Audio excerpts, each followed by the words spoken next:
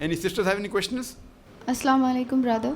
Wa alaikum assalam wa barakatuh. Brother, this question is concerning with a few ayats, the beginning verses of Surah Al Baqarah.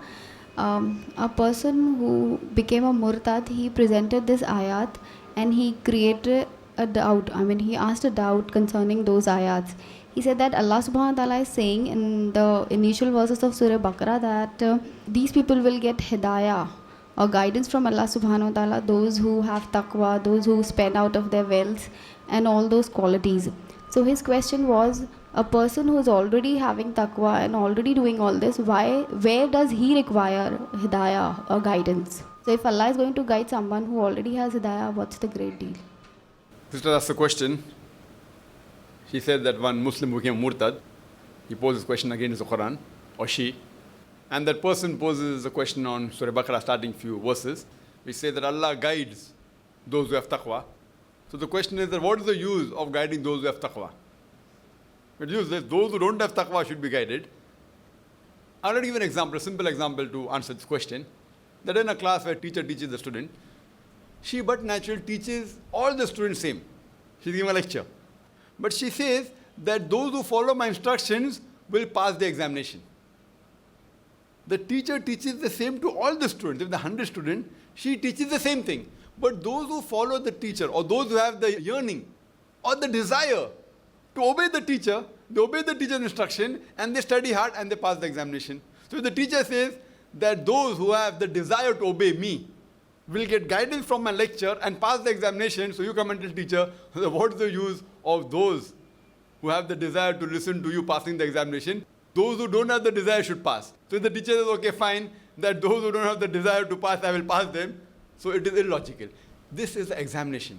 Allah says in the Quran, in Surah Mulk, chapter number 6 and verse number 2, Allazi khalaqal mauta wal hayata. It is Allah who has created death and life to test which of you is good in deeds. This life is the test for the hereafter. Allah subhanahu wa ta'ala has brought us human beings in this world as a test for the hereafter. And we are undergoing a test.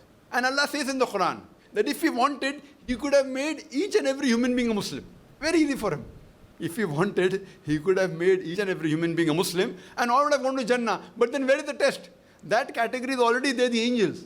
The angel is a category of creation of Allah subhanahu wa ta'ala who never disobey Allah subhanahu wa ta'ala. Whatever Allah says, they obey. So what will be the difference between the angels and us? The difference between the human being and the angel is that the angels don't have a free will of their own. Whatever Allah says, they obey. The human being and the jinn, we have a free will. We can either obey Allah or we can disobey Allah. After a free will is given to us, if we obey Allah subhanahu wa ta'ala and follow His commandments, we become higher than the angels. But after the free will is given and if we don't obey Allah subhanahu wa ta'ala, we become the partner of the Satan. So this life is a test for the hereafter. So what Allah says that all those who have taqwa, Allah will guide them. Allah says in several verses, including Surah Al-Kabut, chapter number 29, verse number 69, that all those who strive in my way, I will open up their pathways.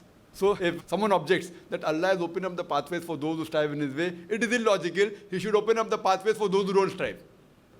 So for example, if I'm giving a medical examination and if I'm teaching the medical students, those who don't follow the textbook, they will pass. So these doctors, when they come out, they will not treat the patient, they will kill the patients. And Allah says in Surah Al-Imran, chapter 3, verse 160, that if Allah helps you, none can overcome you. If Allah forsakes you, who is there then who can help you? So let the believers put their trust in Allah subhanahu wa ta'ala. What the Quran says, that if you have faith in Allah, Allah is bound to help you and you are bound to be successful. If you are not successful, it is not Allah who is to be blamed. It is you who to be blamed. Allah promises that if you strive in His way, He'll open up your pathways. If your pathways have not been opened, don't blame Allah, you have to blame yourself. Allah never tells a lie. Allah is just. So if we analyze, read the Quran, Allah is giving us guidance. He forgives the mistakes. Many mistakes human beings make, He forgives us.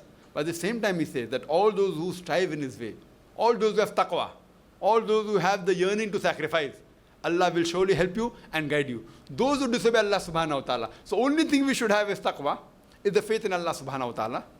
Should strive in His way and inshallah will be successful in this world and the akhirah. Hope that answers the question, sister.